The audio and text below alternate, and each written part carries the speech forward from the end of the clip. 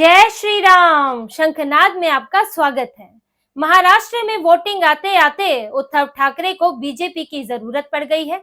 उद्धव ठाकरे ने सार्वजनिक तौर पर भाजपा नेताओं कार्यकर्ताओं से मदद मांगी है। जो उद्धव ठाकरे कह रहे थे कि वो अकेले ही काफी है, शिंदे और बीजेपी को वो एक साथ अकेले ही हराएंगे, लेकिन अब उद्धव ठाकरे को जमीनी हकीकत दिखने लगी है और उन्होंने रैली में खुले तौर पर कहा है कि भले ही हमारे बीच मतभेद है, लेकिन अगर बीजेपी के नेता हमसे बात करना चाहे, मुझसे बात करना चाहे, तो मैं बात करने को तैयार हूं। उद्धव ठाकरे ने ये बात सिलोड़ जो विधानसभा सीट है वहां पर रैली के दौरान कही। पश्चिमी महाराष्ट्र की ये सीट है। इस सीट पर शिंदे गुट के अब्दुल सत्तार जो है मैदान में खड़े हैं। अब्दुल सत्तार पहले एकजुट शिवसेना में थे, लेकिन जब शिंदे अलग हुए तो वो शिंदे के साथ आ गए और अब वो यहाँ से खड़े हुए हैं और उद्धव ठाकरे की टेंशन बढ़ी हुई है, क्योंकि जो पश्चिमी महाराष्ट्र का इलाका है वैसे तो वहां पर एनसीपी और कांग्रेस की वहां पर पकड़ रही है, लेकिन बीजेपी ने भी वहां पर अच्छा प्रदर्शन किया है। जहां पर पिछली बार बीजेपी 20 सीटें लाई थी, वह एनसीपी 27 सीटें लाई थी और कांग्रेस 12 सीटें लाई थी। तो ऐसे में पश्चिमी महाराष्ट्र में उद्धव ठाकरे को भाजपा के समर्थन की जरूरत पड़ती रही है पहले भी। अब कांग्रेस और एनसीपी का तो क्या कहे, क्योंकि उद्धव ठाकरे को पूरी तरह से उनसे भी सपोर्ट नहीं मिल रहा है। वहां अलग तरह का झगड़ा है गठबंधन के अंदर ही। तो अब उद्धव ठाकरे इस बात के लिए मजबूर हो गए हैं कि उन्हें बीजेपी की जरूरत पड़ रही है और उद्धव ठाकरे अब सार्वजनिक तौर पर भी ये बात बोल रहे हैं, गुहार लगा रहे हैं। और ये तो सिर्फ एक सीट की बात है कि जिस पर उन्होंने खुले तौर पर बोल दिया, क्योंकि जो उम्मीदवार है मुस्लिम उम्मीदवार भी है, कोई और भी है, अपना कोई नजदीकी भी नहीं है, तो उन्होंने खुले तौर पर बोला। लेकिन उद्धव ठाकरे तो ऐसी गुहार बीजेपी से और भी सीटों के लिए लगा रहे हैं। सबसे ज्यादा वर्ली सीट की चिंता उन्हें है। वर्ली सीट जिसमें उनके बेटे आदित्य ठाकरे मैदान में है और आदित्य ठाकरे का मुकाबला शिंदे गुट के वहां पर मिलिंद देवड़ा से है, राज ठाकरे के संदीप देशपांडे हैं। दोनों ही मजबूत उम्मीदवार हैं। आदित्य ठाकरे का परफॉर्मेंस अच्छा नहीं रहा है, यानी कि उन्होंने वहां काम ठीक से नहीं किया है, जैसा कि ग्राउंड रिपोर्ट से सामने आ रहा है। तो आदित्य ठाकरे फंसे हुए हैं। अब राज ठाकरे तो साथ देने को तैयार नहीं, क्योंकि अमित ठाकरे के खिलाफ उद्धव ठाकरे ने जो वहां पर उम्मीदवार उतार दिया, तो उन्होंने पारिवारिक जो सहयोग था वो खत्म हो गया। ऐसे में अब उद्धव ठाकरे के पास ऑप्शन कुछ नहीं है। शिंदे भी जो है खिलाफ है, शिंदे से भी समर्थन मांगना तो बड़ा नाक कटाने जैसा होगा।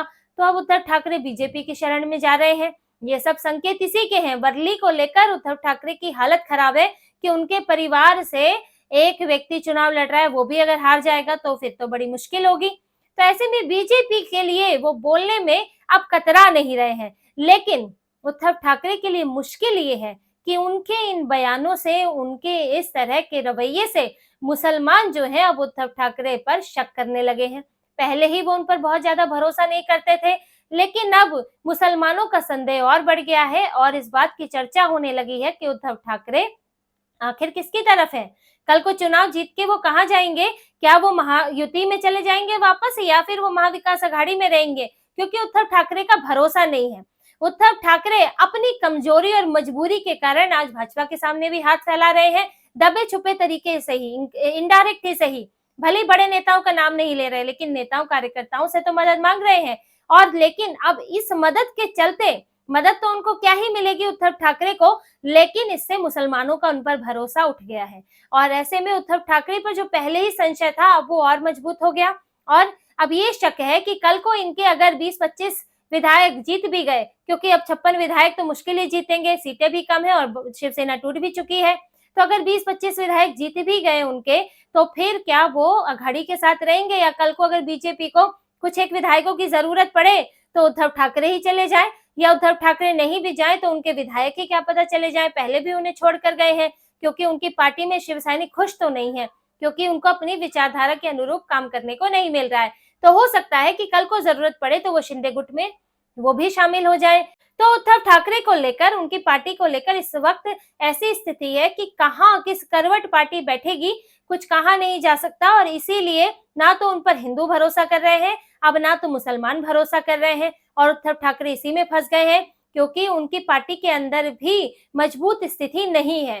देखिए पार्टी टूटी क्यों थी, एकनाथ शिंदे के साथ आखिर 40-40 विधायक आना ये बड़ी बात है, क्योंकि बाला साहेब ठाकरे के बेटे थे उद्धव ठाकरे। आखिर उन पर कैसे भरोसा खत्म हो गया, जबकि 2014 में तो अकेले चुनाव लड़े थे, तब तो पार्टी नहीं टूटी थी, बीजेपी से तो वो तब भी अलग हुए थे, लेकिन वो अघाड़ी में शामिल नहीं हुए थे। उन्होंने विचारधारा को खत्म नहीं किया था, वो हिंदुत्ववादी विचारधारा पर ही चल रहे थे। ये जो कहते हैं कि सीट के कारण, सत्ता के कारण एकनाथ शिंदे अलग हो गए, 40 विधायक अलग हो गए, क्या एकनाथ शिंदे 2014 में अलग नहीं हो सकते थे? क्या बीजेपी उनको भगा देती? क्या उनसे गठबंधन नहीं करती? लेकिन तब स्थितियां ये नहीं थी, तब विचारधारा के अनुरूप ही शिवसेना चल रही थी और सभी नेताओं को दिक्कत नहीं होती थी।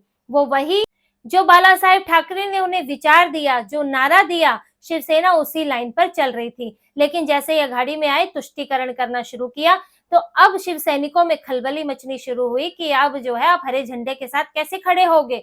तो फिर इसलिए शिवसेना टूट गई और अब जो बचे भी हैं उनकी परेशानी ये है कि वो खुलकर बोल नहीं सकते, उद्धव ठाकरे ही नहीं बोल रहे हैं, लेकिन अब किसी लगाव से, किसी दूसरे फायदे से वो जुड़े हुए हैं, चुनाव भी सिर पर है, लेकिन कल को क्या होगा ये कोई नहीं कह सकता। और यही मुसलमानों में डर है उद्धव ठाकरे को लेकर, मुस्लिम नेताओं में, मुस्लिम जो धर्मगुरु हैं, उनको यही लगता है कि उद्धव ठाकरे को जो समर्थन देना कितना फायदेमंद होगा। जैसे कि अभी जो नीतीश राणे ने एक वीडियो जारी किया था, उसमें यही बात कही थी। उसमें शिवसेना यूबीटी के नेता बैठे हुए थे और उनसे जो वहां पर मौलाना मौलवी जो है वहां अघाड़ी के लिए माहौल बना रहे थे, वो यही कह रहे थे कि आपको हमने पिछली बार लोकसभा में खूब वोट दिया, लेकिन आपको भी अपनी जिम्मेदारी समझनी चाहिए और अगर आप वो समझेंगे तो इससे हमें खुशी होगी, हमें बल मिलेगा, हमारा जो है जोश बढ़ेगा। उन्होंने ये बात कही, यानी उद्धव ठाकरे पर उनको ये संदेह है कि वो उनके लिए काम नहीं करेंगे। और देखिए, इस बीच देवेंद्र फडणवीस के बयान ने मुसलमानों के इस शक को और मजबूत कर दिया है। देवेंद्र फडणवीस का बयान बहुत मायने रखता है। उनसे जब पूछा गया उद्धव ठाकरे के वापसी कर सकते हैं, तो उन्होंने कह दिया कि राजनीति में कुछ भी हो सकता है, हालांकि हमें जरूरत नहीं है, लेकिन राजनीति में कुछ भी हो सकता है। ये बयान ऐसा वैसा बयान नहीं है, ये बयान बहुत सोच समझ कर दिया गया है। इसका मतलब ये नहीं है कि उद्धव ठाकरे जो है बीजेपी में आ ही जाएंगे। इसका मतलब ये है इस समय कि शिवसेना यूबीटी को कमजोर करना, क्योंकि जिन मुसलमान वोटों के सहारे वो सोच रहे हैं कि मेरी नैया पार लग जाएगी, उनके मन में ये संदेह होना चाहिए कि यूबीटी क्या उनके साथ रहेगी या फिर बीजेपी के साथ चली जाएगी। देवेंद्र फडणवीस का बयान, वो जो उनसे सवाल पूछा गया, उन्होंने जो जवाब दिया और जो टाइमिंग है उस जवाब की, वो इस पूरे चुनाव में बहुत मायने रखती है। अंतिम तक परसेप्शन मायने रखता है कि आखिरी के कुछ घंटों में भी अगर परसेप्शन बदलता है तो करीब 10-20% लोग ऐसा होते हैं जो अपना मन बदल लेते हैं।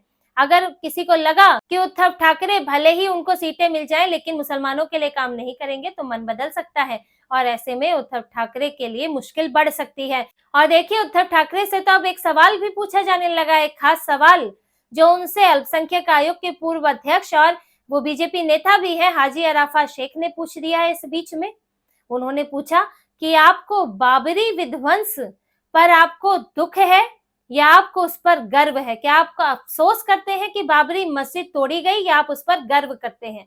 अब उद्धव ठाकरे से तो ये बड़ा मुश्किल सवाल ऐसे समय पर पूछ लिया गया है। अब बाला साहेब ठाकरे होते तो उनके लिए तो कोई समस्या नहीं थी, वो तो कह चुके थे कि बाबरी मस्जिद को तोड़ने में शिव सैनिकों का हाथ नहीं है, उनकी लात है, और अगर नहीं होती तो मैं खुद अपने शिव सैनिकों को भेजता। तो वो तो गर्व से कहते थे कि बाबरी मस्जिद शिव सैनिकों ने तोड़ी है। क्या उद्धव ठाकरे ये बात बोल पाएंगे? क्या वो ये बोल पाएंगे कि उन्हें बाबरी मस्जिद तोड़े जाने पर गर्व है, या फिर अब वो ये बोल सकते हैं क्या कि बाबरी मस्जिद तोड़े जाने का उन्हें अफसोस है? उद्धव ठाकरे कुछ नहीं बोल सकते और इसीलिए उनके सामने ये मुश्किल सवाल बीजेपी ने फेंका है और ये सवाल अल्पसंख्यक आयोग के पूर्व अध्यक्ष की तरफ से उठाया गया है और इसी दौरान फडणवीस का भी बयान आया है। तो ऐसे में उद्धव ठाकरे को बार बार अब ये अग्नि परीक्षा देनी पड़ रही है कि वो किसकी तरफ है, और वो ना तो हिंदुओं की तरफ खुद को दिखा सकते हैं ना मुसलमानों की तरफ। और मुसलमानों का उन पर शक तो इतना ज्यादा है कि ये जो उलेमा बोर्ड की 17 शर्तें थी, ये कांग्रेस और शरद पवार के लिए नहीं लाई गई थी, क्योंकि ये तो पहले ही मुसलमानों के साथ है, पहले ही तुष्टीकरण करते हैं, इनसे तो आप साइन कराने की जरूरत नहीं है। कांग्रेस और शरद पवार को बाद में भी कोई उलेमा मुस्लिम संगठन बोल देगा तो वो कर देंगे उनका काम, इसे आरक्षण दे देंगे, पुलिस भर्ती में उन्हें प्रेफरेंस दे देंगे, कोई उन्हें दिक्कत नहीं है। लेकिन उन्हें चाहिए उद्धव ठाकरे का आश्वासन। उद्धव ठाकरे से वो पक्का करना चाहते हैं कि वो वाकई मुसलमानों की ये शर्तें उनके लिए काम करेंगे कि नहीं। क्योंकि देखिए, ये समस्या क्या है कांग्रेस और अघाड़ी अगर अकेले सत्ता में आ जाए तब तो उनको उद्धव ठाकरे से ये इस तरह के आश्वासन की जरूरत ही नहीं है, पहले भी नहीं रही थी। लेकिन अगर अब सत्ता में आने के लिए अघाड़ी को जरूरत पड़ेगी उद्धव ठाकरे की, अगर उद्धव ठाकरे अंतिम समय में मुकर गए तो फिर कांग्रेस और एनसीपी भी सत्ता में नहीं आएंगे। ऐसे में मुसलमानों के लिए तो ये बड़ा भयंकर स्थिति उनके लिए होने वाली है कि वो उनका सारा वोट बर्बाद चला जाएगा। इस वक्त तो वो वोट जिहाद की स्थिति में है, ये इस मनोस्थिति में है कि इस बार नहीं तो फिर कभी भी नहीं। जीने मरने का सवाल बना लिया है मुस्लिम संगठनों ने। मुस्लिम जो मजहब के वहां पे जो ठेकेदार हैं उन्होंने लिस्ट जारी कर रहे हैं कैंडिडेट्स की, करोड़ों रुपया बहाया जा रहा है, तो उनके लिए तो जीने मरने का सवाल है। इसीलिए उनको ये शक है कि उद्धव ठाकरे नहीं तो उनके विधायक ही कहीं ना भाग जाए, और ऐसे में उनसे साइन कराया जा रहा है। जैसे कि वक्फ बोर्ड के मामले पर उद्धव ठाकरे ने वॉकआउट कर दिया, तो मुसलमान बीच का रास्ता भी नहीं चाहते, वो चाहते हैं पूरी तरह विरोध ही करें। जैसे कि कांग्रेस बिछी हुई है, शरद पवार बिछे हुए हैं उनके सामने, ऐसे ही वो उद्धव ठाकरे को भी बिछता हुआ देखना चाहते हैं, क्योंकि मुसलमानों की उनकी स्ट्रैटेजी रही है कि जो भी पार्टी उनकी तरफ आए तो पूरी तरह उन्हें अपनी तरफ करे। बीच बीच में हिंदुओं जैसा नहीं है कि वो हिंदू तो कोई मंदिर गया तो भी वोट दे देते हैं, कि उनको राहुल गांधी जैसे जो है, जो मौसमी हिंदू हैं, जिन्हें ढंग से पूजा करनी नहीं आती है, जिनको आरती भी ढंग से घुमानी नहीं आती है, उनको भी वोट दे देते हैं ये सोच कर कि चलो हिंदुओं कम से कम मंदिर जा रहा है।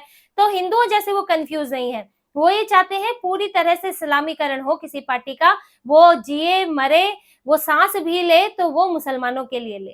तो ऐसे ही उद्धव ठाकरे को भी उतना ही झुकाने की कोशिश हो रही है, और उनको यकीन नहीं हो पा रहा है कि उद्धव ठाकरे इतना उनको वो उनकी तरफ इतना उद्धव ठाकरे आ पाएंगे, क्योंकि उद्धव ठाकरे का वोट बेस हिंदुओं का है। तो उनको डर लगा रहता है उद्धव ठाकरे को कि अब अगर तुष्टीकरण किया तो फिर अपना पूरा आधार खो देंगे, फिर तो जो बच्चे कुछ शिव सैनिक है वो भी चले जाएंगे। तो इसी डर में उद्धव ठाकरे अब अलग अलग बयान दे रहे हैं। वो बीजेपी से कभी समर्थन मांग रहे हैं, कभी हिंदुत्व की परिभाषाएं गढ़ रहे हैं, तो कभी तुष्टीकरण कर रहे हैं। उलेमा बोर्ड का सवाल आने पर आदित्य ठाकरे भाग जाते हैं, मुस्लिम आरक्षण के बारे में कहते हैं मुझे कुछ पता नहीं है। तो उद्धव ठाकरे की हालत बुरी है, और वो इस वक्त कई मसलों के बीच में, कई ये विचारधाराओं के बीच में फंसे हुए हैं, और ऐसे में उन्हें अब बीजेपी की याद आने लगी है। लेकिन ये जो पूरी कंफ्यूजन है, इसका उद्धव ठाकरे को इस चुनाव में उनको नुकसान होना तय है, क्योंकि जो किसी एक का भी नहीं है उसके ऊपर किसी को भरोसा होने वाला नहीं है। तो इसी तरह की और खबरें और विश्लेषण आपके लिए लाते रहेंगे। हमसे जुड़े रहिए, सब्सक्राइब कीजिए, कमेंट कीजिए। बहुत बहुत धन्यवाद। जय श्री राम।